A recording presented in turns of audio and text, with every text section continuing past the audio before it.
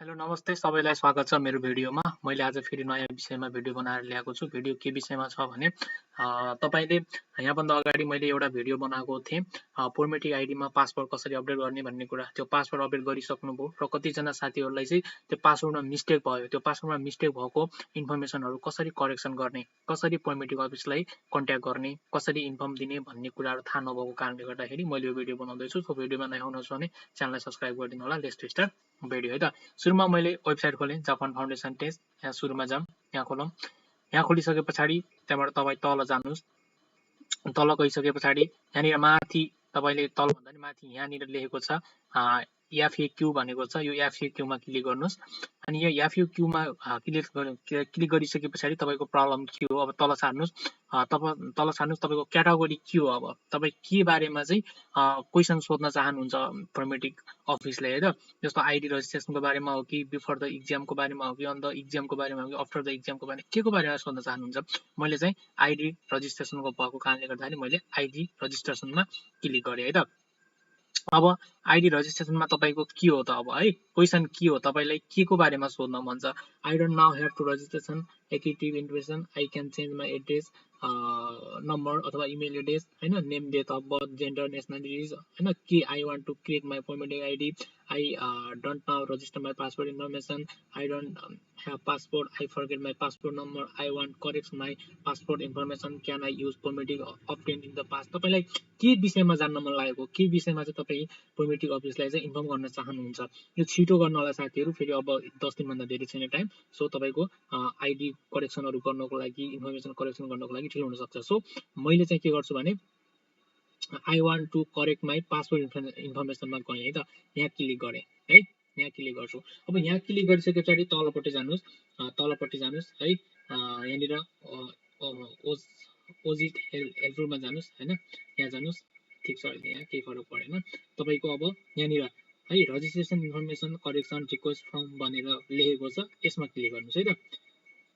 यसमा क्लिक गर्नुहोस्। यसमा क्लिक गरिसके पछाडि अब तपाईँले मेन ध्यान दिनुपर्ने कुरा भनेको यहाँ हो। यहाँनिर के छ भने क्यान्डिडेट्स नेम, तपाईँको नेम के हो, तपाईँको जुन पोर्मेटिक आइडीमा नाम छ अथवा पासवर्डमा जुन नाम छ त्यो नाम तपाईँले यहाँ लेख्नु पर्ने हुन्छ है त। त्यो नाम तपाईँले यहाँ लेख्नुहोस्।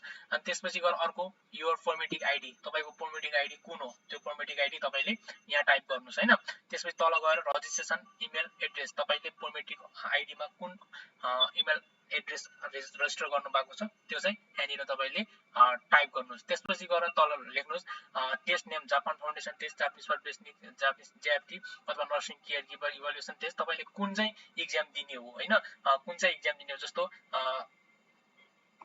Japan foundation nursing care giver जुन भयो भने एउटा सिलेक्ट गर्दा हुन्छ। अहिले हामी जापान फाउन्डेसन नै टेस्ट गरौँ, केही फरक पर्दैन है त। त्यसको लागि एउटा तपाईँले चुज गर्नु होला। त्यसपछि गएर टेस्ट कन्ट्री, तपाईँको कन्ट्री कहाँ हो, नेपालमा क्लिक गर्नुहोस्, नेपाल हो होइन।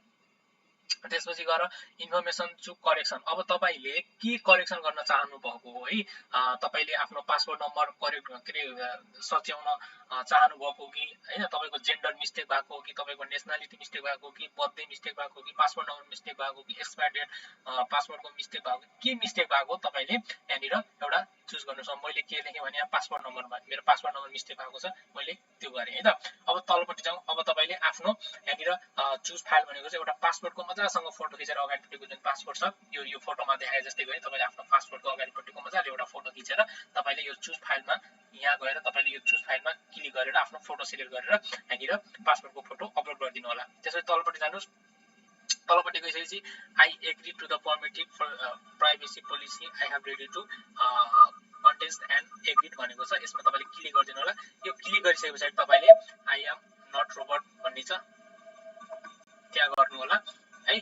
त्यहाँ गरिसकेपछि तपाईँको यो सबमिट भन्ने अप्सन छ, यहाँनिर सबमिट भन्ने अप्सन छ, यसमा सबमिट गरिदिनु होला। अब यति सबमिट गरिसके पछाडि तपाईँलाई पोर्मेटिक आइडीले 1-2 दिन पछाडि इन्फर्म गर्छ, नभए तपाईँको पोर्मेटिक आइडी खोलेर हेर्दाखेरि तपाईँको जुन तपाईँले सच्याउन खोज्नु भएको थियो, जुन तपाईँको मिस्टेक भएको थियो त्यो कुरा सचिएर आएको हुन्छ है त। 2-3 दिन पनि लाग्न सक्छ, त्यो चाहिँ तपाईँको करेक्सन भएर आएको हुन्छ। यदि तपाईँको पासपोर्ट नम्बर मिस्टेक भएको भने पासपोर्ट नम्बर करेक्ट भएर आउँछ, अथवा तपाईँले जुनसुकै पासपोर्टमा भएको इन्फर्मेसन जुनसुकै तपाईँले गलत अपडेट गर्नु भएको थियो भने त्यो करेक्सन भएर आउँछ है त साथीहरू। सो यति नै हो। So thanks for watching.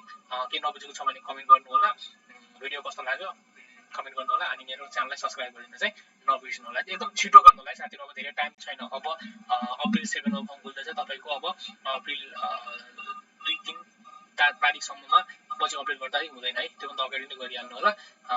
त्यही भएर कहिलेकाहीँ पर्मिटिङ अफिस पनि बन्द हुने हुन्छ, फेरि जापानको नेसनल डे के अरे छुट्टीमा चाहिँ फेरि पर्मिटिङ अफिस अफ हुन्छ। सो त्यो कारणले कामहरू हुँदैन, छिटो गरिहाल्नुहोस् है। अब 10 दिनभन्दा धेरै टाइम छैन।